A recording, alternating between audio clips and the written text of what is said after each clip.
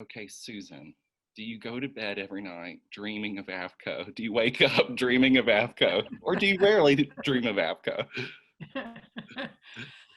I can't say it's specifically AAFCO, but I do have a hard time completing a sentence without pet food in it, which would also include AAFCO and FDA. So yeah, sort of. So when did you start going to AAFCO meetings? How did it even come into your life? It's been 10 years, I think, 9 years, 10 years that I've been going. And it was actually consumers. There was a meeting here in St. Petersburg, and they went, you have to go. And, I couldn't afford to go, to be honest. And they went, okay, we'll pay for your way. And consumers donated for the $500 to get in, and I could drive there. I didn't have to have a hotel or anything for that one. And that led to start going to all the meetings twice a year. And how would you explain AAFCO to the average person? Oh my, it is the craziest thing ever. It is a private organization that writes law, which is insane when people think about that, a private organization writing law.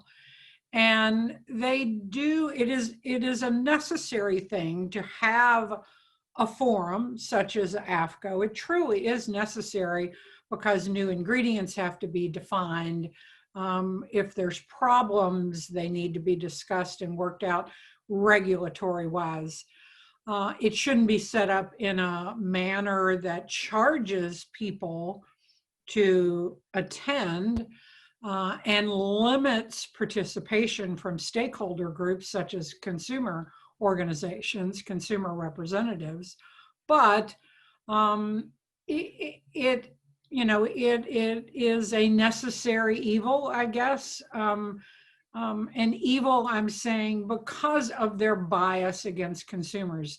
They preach that, we welcome consumers, and we're doing all of this for consumers, yet they neglect any consumer comment, any consumer advocate comment. A consumer advocate at a meeting in 2015. And it did happen to be a veterinarian, but they were there for representing consumers.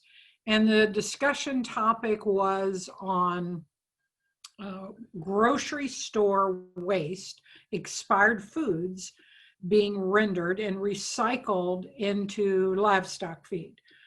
And the example they gave was yogurt cups, like the 6-pack of yogurt cups. Plastic and all is ground and then fed back to cattle. And this consumer advocate stood up and said, no, you can't feed plastic to cows. I don't want my daughter drinking milk with plastic in it, elements of plastic in it. And the entire room, 400 people, booed her loud. Oh, it was the most horrifying thing I've ever seen. It was horrible. But that's their attitude. They want cheap garbage to be recycled to feed to animals, including our pets. And they get angry and upset when you challenge the common sense to this. Of course, you can't feed animals plastic and expect that to be okay, but they do. And I think it's important for every citizen to understand that because it's being done in this private forum and not publicly, they could come back and say, well, that never happened, because it's not filmed. Consumers or citizens do not have access to that. And they can then say, well, Susan's crazy. She's making this up. She's got a axe to grind for some reason. And that's the important aspect of all of this needing to be public. So every citizen can have access to that for the rest of time to make an informed decision of, do we really want to have yogurt cups going back into animal feed, or Yeah. was, or was that a reality, So, Well, and the hidden part of it is not only that, but so they define every single animal food, including pets, ingredients. Most pet owners think when they see a pet food label that says made with real chicken, they think that's the same kind of chicken that's in their food. But chicken in pet food has its own definition, and it is a very separate, different definition than chicken in human food. Yet none of those definitions are public. Every state and the federal government uses those definitions as law. They're legal definitions, but those legal definitions are denied to pet owners. We have to buy them every year. And because things change every year, we have to spend $120 a year to learn what exactly is being fed to our pets. now, since states are adapting these definitions into law, and to recap, the states come together with federal agencies, and they're coming up with what is termed feed definitions. So what's allowable to be used in feed for animals. And states will then go back to their states and say, well, we adapted these feed definitions. But since those feed definitions are adapted into law, how can they charge for those? Good question. Yeah, because they're owned by AAFCO, the private organization. Have you come across any research? Have you come across any research where if it's adapted into a law, it should be posted publicly or available to every citizen that requests that?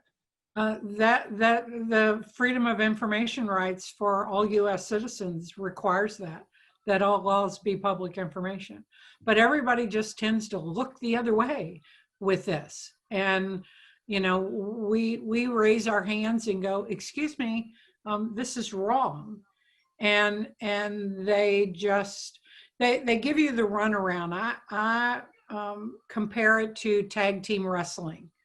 So when you corner one of them, like if you go to AAFCO and you go, wait a minute, you can't make legal definitions private. They have to be public information. Federal law requires that. They go, well, it's not us, it's FDA. And then you go to FDA and they go, well, it's not us, it's AAFCO, or it's not us, it's the states. So they tag their team member, and you just keep running around in circles asking these questions and nobody answers.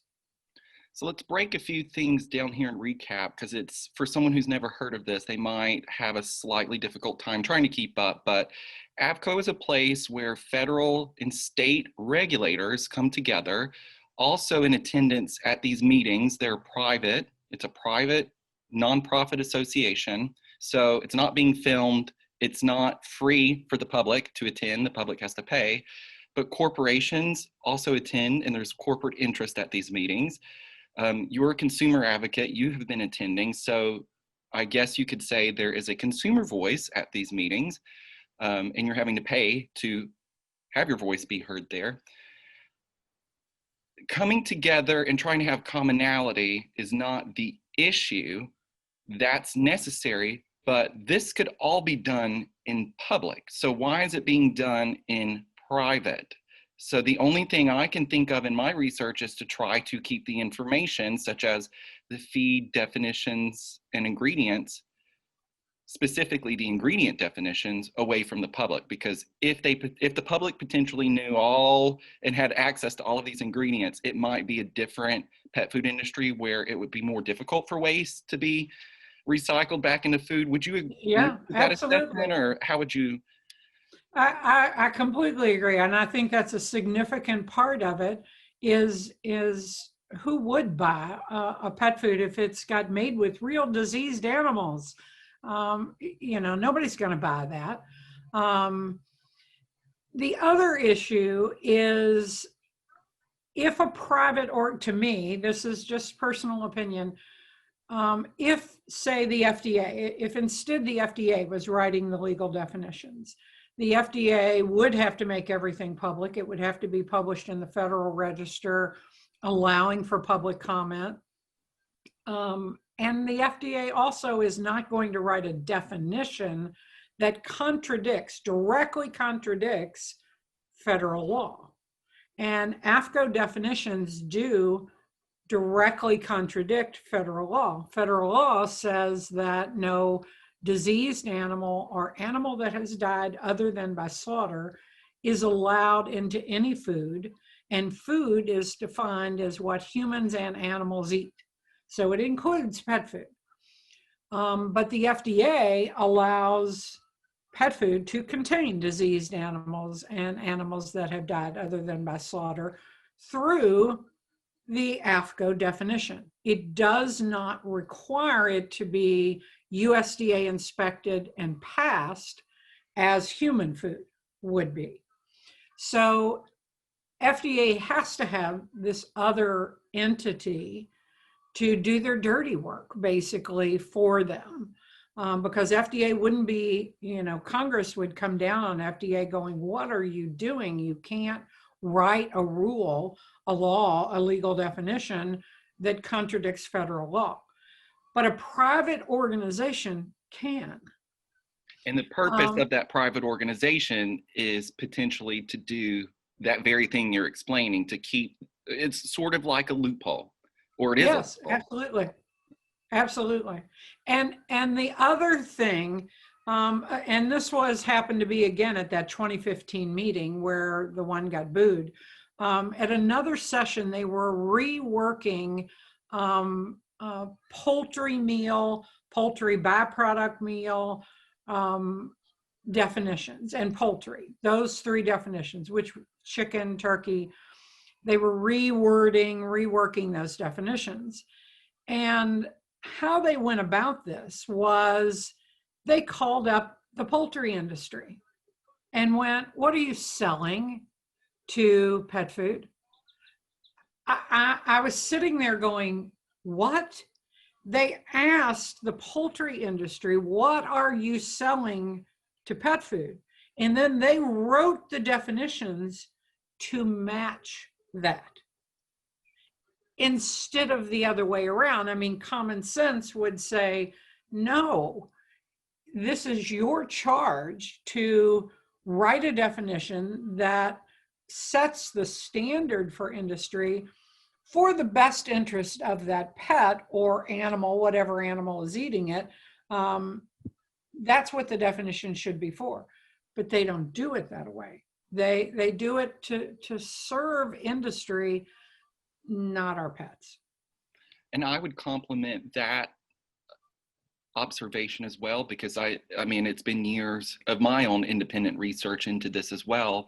And it seems to be very convenient that an industry needs to be regulated, and a government agency and several government agencies are tasked with regulating, and it's a big job. So 5 people at the Department of Agriculture in Georgia is not going to be able to fully wrap their minds, if not their power, to regulate this massive, industry, basically. And this is a convenient way for everyone to sort of fall in line, and industry can say they're regulated and government agencies can say they are regulating. But the question is it actual regulation if it's not being done in a public forum where things are properly passed, like rules are supposed to be properly passed? There's a way of doing that. So it's sort of this quasi-regulation that I think just because no one's challenged it, they've gotten away with it for so long. Oh yeah. And they don't they put up their walls real quick when you try to challenge anything. Even, I mean, Cole, I've known you for a long time, and vice versa. We don't go into these meetings, with banners and screaming and yelling. We're very respectful of asking our questions and challenging them. Yes, we are challenging them, but we do it in a respectful way. And then they explode, and boo a person. They treated you horribly. If the public knew, if that could have been live, and everybody could have heard how they treated you at an AAFCO meeting. That was just absurd. I've been screamed at by numerous AAFCO representatives and industry attendees. It's just wrong. They don't have to like the questions we ask, but we do have a right to ask those questions on behalf of pet owners. And they should listen in the same manner that they listen to industry. The one meeting that I went to, the FDA has an opinion. So an FDA opinion is how the FDA gets around not passing an actual rule or law. So it's not an actual regulation, it's just an opinion. So the FDA has an opinion that targets one segment of the pet food industry, potentially without science, I will say, because I have not been able to find sound science that backs up the FDA's point of view on this matter. What the FDA was trying to do at the AAFCO meeting, it seemed, was get their opinion adapted into the model bill, which states could then kind of have swept into their state law. So instead of any of these agencies proposing a regulation, getting public comment, having all of this science brought to the forefront, argued publicly, put in a court of law, they're doing it behind closed doors. In effort, the only thing I can see is that either it's just convenient for them, or they're potentially acting on behalf of the major corporations that dominate the industry. And I'm sure these companies that dominate the industry have a lot of sway and can make the lives of these public employees a living hell if they wanted to. So it's easier maybe just to work with them. But it was crazy to me that an opinion was being adopted into a model bill. I went up to a specific state, asked a question. I can't talk to you because you're media. I paid my $550 to get into this AAFCO meeting. Yeah. I cannot speak to you, you are media. So that's how they will go to any extreme not to answer questions in sort of a tyrannous way. It leads into that, we're going to do it our way. Yeah.